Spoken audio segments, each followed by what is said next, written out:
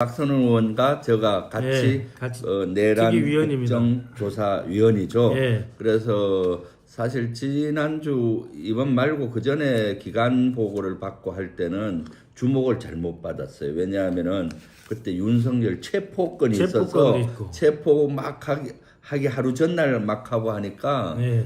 저 온통 시선이 한남동으로 가 있어서 그때 열심히 기간 보고 때 우리가 질의하고 12시까지 밤 거의 12시까지 안 하고 나왔어요. 했는데도 주목을 못 받았는데 화요일 때도 안 나오죠. 화요일 때도 현장 조사기 때문에. 현장 조사도 안 나왔죠. 어저께는 제대로 했어요. 왜냐? 윤석열이가 하는 것마다 부인을 했는데 어제 국정조사를 통해서 윤석열이가 관여했다. 특전사령관도 윤석열이가 전화를 했다. 뭐 등등 많이 했잖아요. 그것이 확인이 됐는데 가장 하이라이트가 역시 국정원 1차장 홍장원의 증언이었어요. 홍장원 1차장이 제 다음 차장입니다. 그러니까 우리 박선원 의원은 제가 국정원 1차장. 우리 홍장원 차장도 1차장인데 제가 국가정보원의 이제 원장 특별보좌관 기조실장 1차장 3개 보직 차관급 보직을 3개를 했는데 이미 그때 알고 있었던 우리 직원이죠.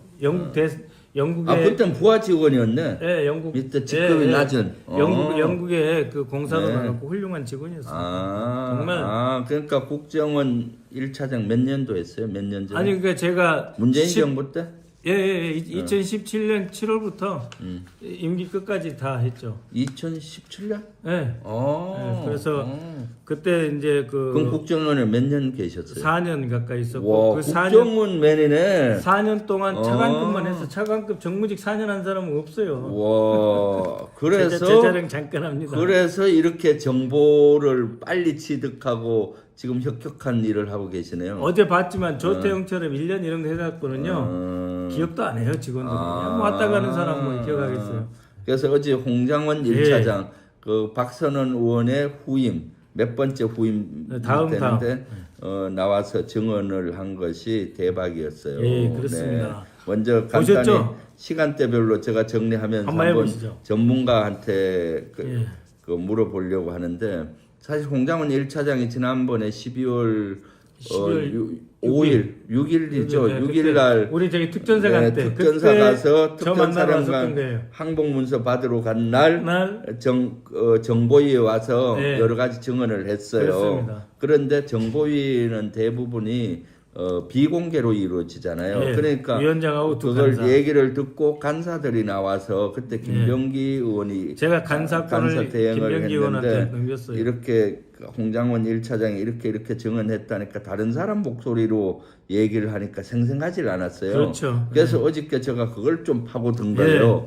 홍장원 1차장 목소리로 얘기를 해야 국민들이 신뢰가 간다. 그래서 모든 포커스를 거기에 맞춘 거예요. 김병주 대장 정말 잘했어요. 그거 아셨죠? 41기, 43기. 누가 41기요? 여기. 저는 40기. 죄송합니다. 고마워요. 나를 그렇게 적게 보다니. 자꾸 자기하고 2년 후배인데 1년 후배로 좁히려고 해요. 박선원 의원이. 40기. 제가 80학번이고 82학번인데 자꾸 친구하려고 자꾸 40기 괜찮아요. 홍장원 43기. 홍장원 43기. 그러니까 4학년 1학년. 근데 그렇죠? 저는 홍장원을 사실 잘 몰라요. 그래요? 왜냐하면 그 친구는 대위 때까지 군대 생활을 하고 그렇죠. 이제 국정원에 가서 한 30년 근무하다 보니까 근데 최근 들어서 윤석열 정부 들어와서 홍장원을 알았어요. 왜냐하면 홍장원이가 그 국정원의 핵심 요원이고 안보실에는 김태효, 그다음 김용현 3명을 제가 주목해 봤어. 홍장원을 되게 저는 요주 인물로 봤는데 이번에 그래도 역시 정신이 살아 있다. 그래서 좋게 봤어요. 요주 인물로 저도 봤어요. 왜냐면 만약에 저 사람이 진짜로 저 계엄하는 저쪽에 있었다고 생각해봐요. 못 막아요. 엄청 그렇죠. 못 막아요. 이 사람. 똑똑하고 왜냐하면 홍장원이 1차장이 최근에 우크라이나에 파병하려고 하고 우크라이나에 이런 걸 다 주도했어요. 그래서 제가 요주 인물로 보면서 계속 체크했는데 홍장원 살아있다. 군인 정신과 국정원 정신이 왜냐 결론부터 얘기하면은 대통령이 국정원에 임무 준 것을 뭉개버렸어요. 네. 그래서 국정원도 살리고 조태영도 사실은 살린 살았어요. 거예요. 국정원 그런데도 전체 살았어요. 그리고 본인은 사직서를 내고 나온 잘려버리고. 거죠. 잘린 거죠. 잘려버린 거죠. 그래서 거기에 대해서 세부 질문을 하고 했었는데 먼저 홍장원이 대통령과 어떤 통화를 했느냐 그것을 국정원에서는 어떤 조치를 했느냐를 집중적으로 따진 거예요. 그래서 상세히 이야기하더군요. 네, 그래서 사실은 이 국정조사 열림 7분, 5분 시간이 제한되다 보니까 질문할 게 너무 많은데 제가 어제는 인내를 하면서 계속 끌어낸 거예요, 사실은. 잘했어요, 아주. 그래서 해봤더니 12월 3일 날 비상계엄 당일 날 저녁 8시쯤에 이제 보좌관이 대통령실에서 전화가 왔는데 대통령이 곧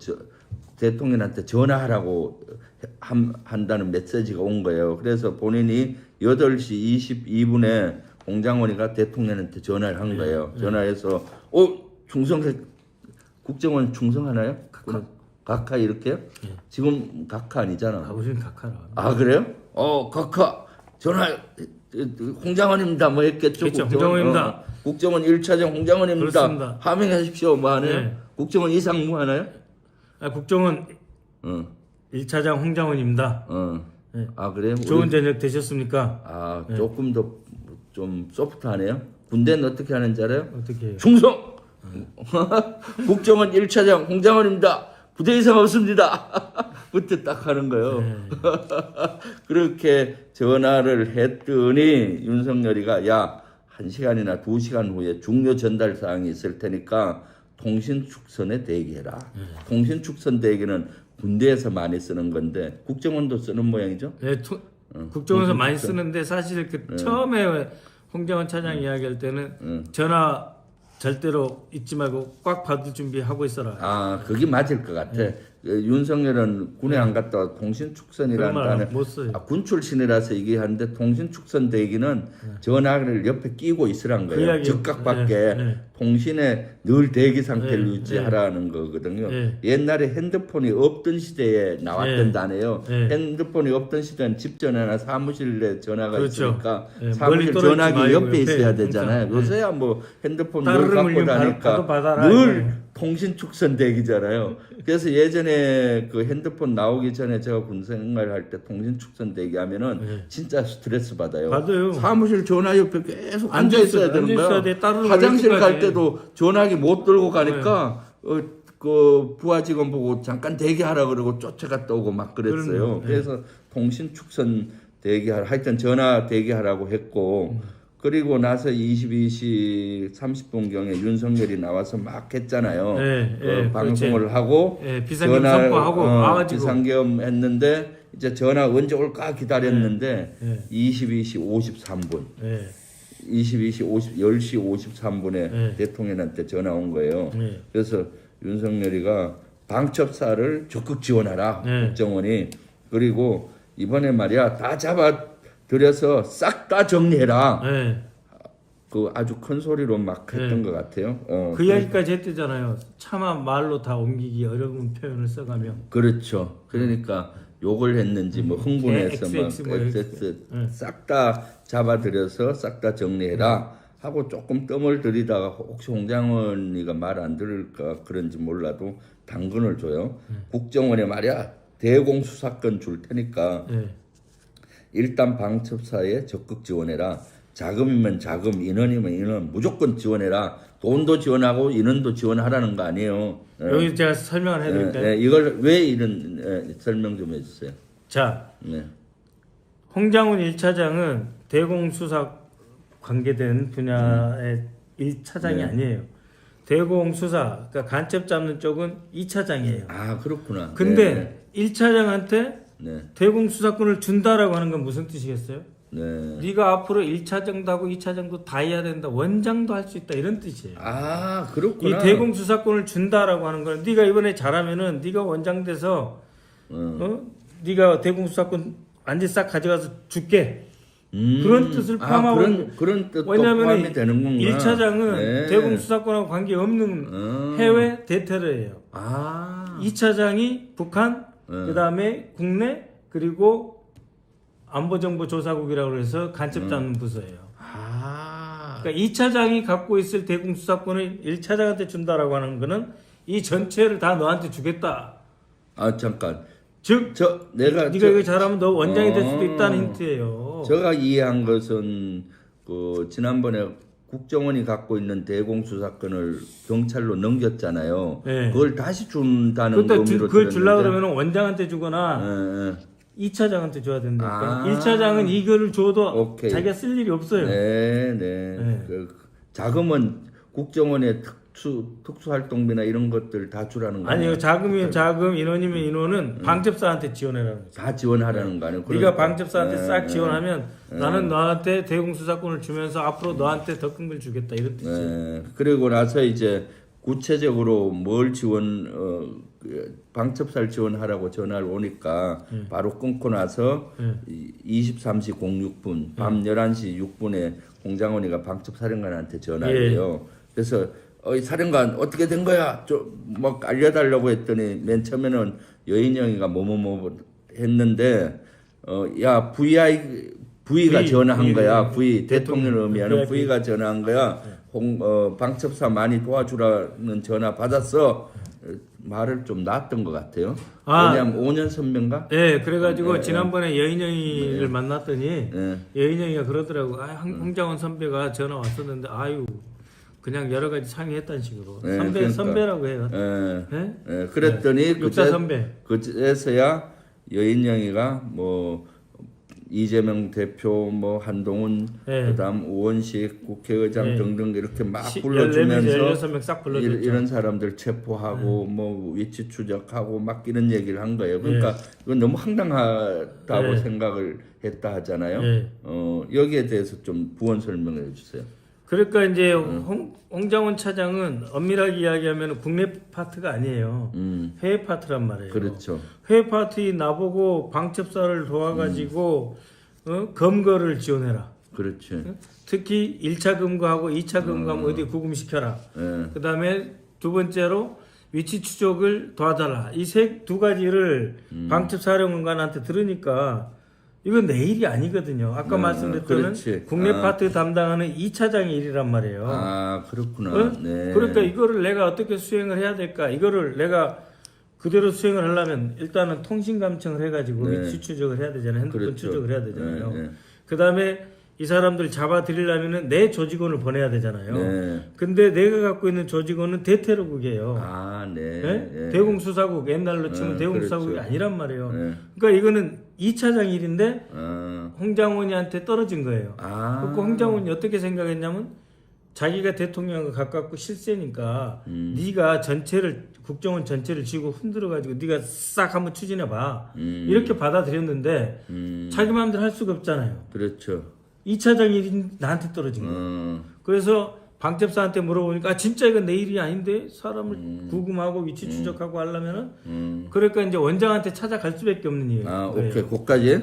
그다음 이제 근데 왜 그러면은 2차장한테 윤석열이가 전화하고 1차장한테 국정원의 실세는 홍장원이니까. 홍장원 통해 딱 가면은 모든 게 국정원에서는 그냥 다 지고 네가 해라. 1차장이 해외 파트를 하니까 우크라이나 전쟁에 그렇죠. 그쪽에 대표단으로 가고 막 그랬네요. 네, 해외 대테러가 1차장이고 그다음에 북한하고 그다음에 간첩 잡는 거 이런 것은 2차장 일이에요. 그러니까 2차장이 한테 해야 되는데 2차장은 잘 몰라. 오케이. 윤석열이가. 그러니까 자기하고 아주 가깝고 내 말이라면 다 할 수 있는 홍장원이한테 지시를 한 거예요. 아, 그리고 나서 이제 그 국정원장 조태용이가 복귀를 해서 23시 30분 국무회의에 국무위원도 아닌데 조태용이 간 거예요. 아마 그때 저는 대통령이 윤석열이가 문서를 줬을 수 있어요. 별도 지시했어요. 국정원 뭐 하라고. 그러니까 본인이 이미 알고 온 거야. 그럼요.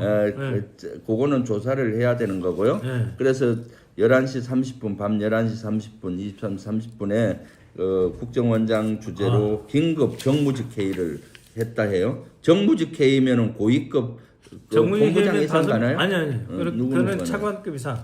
차관급 그러니까 이상. 원장, 1차장, 2차장, 3차장, 기조실장 5명. 5명 모여서 5명만 모이는 회의에 그래서 정무직 회의를 하면서 야 이게 비상계엄인데 국정원의 역할이 뭐냐, 뭘 해야 되느냐 했는데 매뉴얼이 잘 안 돼 있었던 걸로 증언이 나왔는데 그래서 그러면 확인해서 내일 아침에 9시 회의를 하자 하고 헤어진 거예요. 그리고 나서 사실 홍장훈 1차장 같은 경우는 정무직 회의에 대통령 전화 받은 걸 얘기하면은 너무나 대통령 기상을 그러니까 다 공유할 수 없으니까. 공유할 수 없으니까 끝나고 이제 그 바로 조태영을 찾아가서 보고를 한 거예요.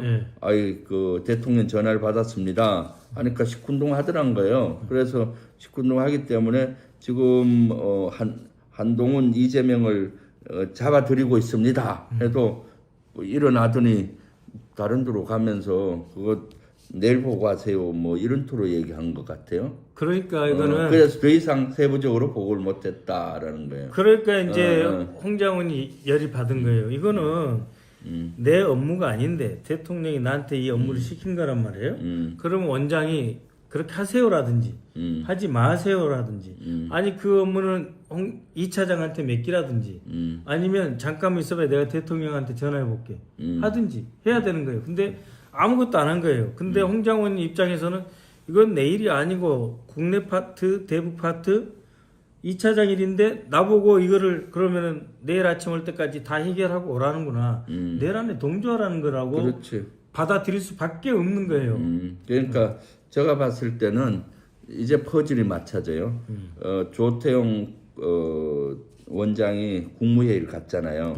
그때 분명히 문서를 받든가 지침을 받았을 거예요. 그렇죠. 국정원은 방첩사 도와주고 뭐 해라. 이거 말고도 더 다른 일이 있었을 거예요. 그럼 조태용 머리가 복잡했겠죠. 이걸 거절하면은 그렇고 또 시행을 하다가 비상계엄이 실패하면은 본인이 언젠가는 감옥 가고 그런 차제에 머리 아팠는데 이 1차장이 와서 이렇게 받고 뭐 체포하라 이렇게 하니까 머리 아프잖아요. 그럴 때 책임 없는 사람이 전형적으로 하는 거 있어요. 야, 알았어. 네가 알아서 하고 내 책임져. 난 몰랐던 걸로 할게. 이렇게 전형적인.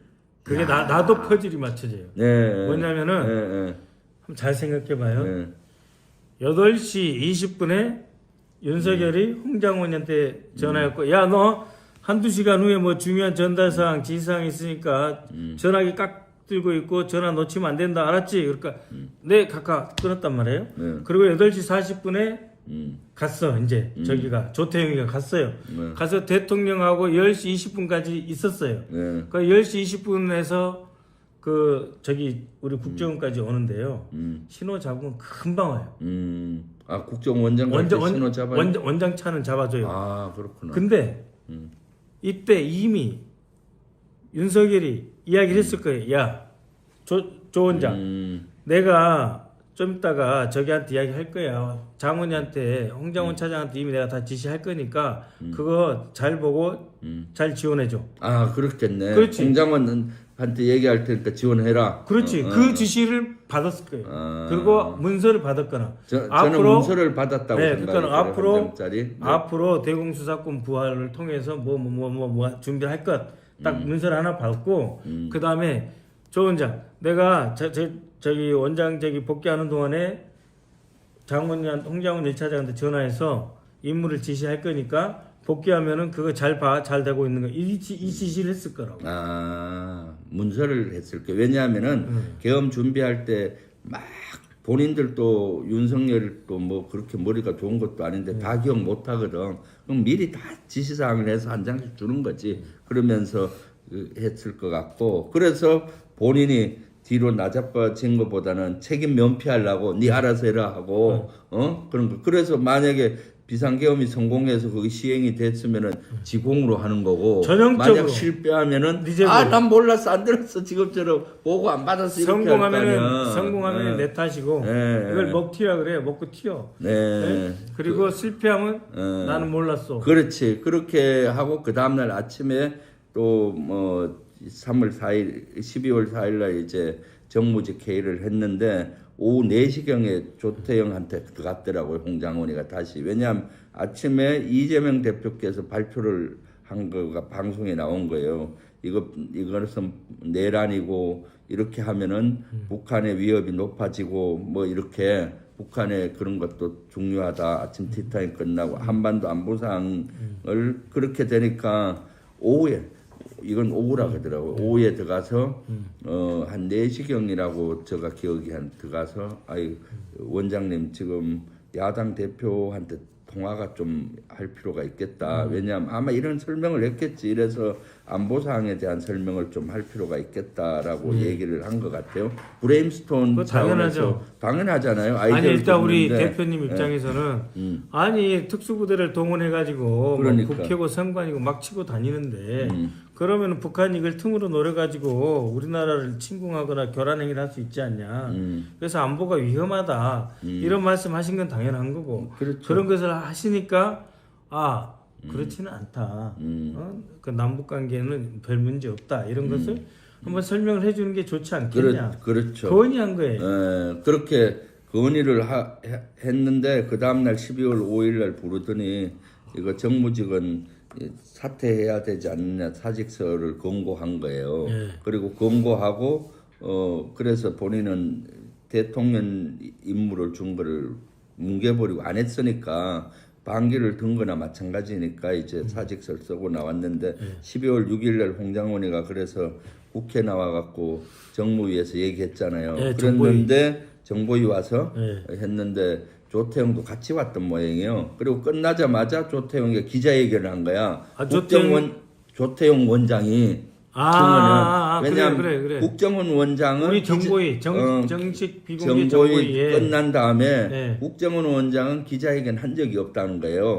근데 기자회견 하면서 홍장원이가 그 뭐죠 정치적인 중립 위반으로 뭐 이렇게 사임을 시켰다라고 하는 거예요. 정치적인 중립 위반은 실제 국정원법에 의하면은 7년 징역을 산다는 거, 7년 이상. 그래서 자기를 사실은 홍장원 덕에 깔고 뭉개니까 국정원도 사는 거고 이번에 그 내란에 그 원장 별로 관여가 지도 안 사는 되고 거죠. 원장도 살았는데 이렇게 처리가 됐던 거예요. 그래서 본인이 그런 것들을 쭉 주장을 했었고 대부분 조태용이가 인정했는데 마지막 부분 보고를 구체적으로 안 했다. 그 다음에 뭐 정치적인 중립에 대한 생각이 다르다 이런 건데 이것은 제가 봤을 때 박정훈 대령 있잖아요. 해병대 최상병을 수사를 공명정대하게 하고 그런데 경찰로 이첩을 법과 규정대로 시켰는데 항명죄로 오히려 고생했잖아요. 1심에서 무죄 났지만 또 2심에 또 가야 돼요. 그런 박정훈 대령과 홍장훈이 오버랩되더라고요. 부당한 명령에 따르지 않았잖아요. 근데 국정원법에 다 들어가 있어요. 2020년에 제가 거의 국정원법을 전면 개정했거든요. 그래서 제가 기조실장이었어요.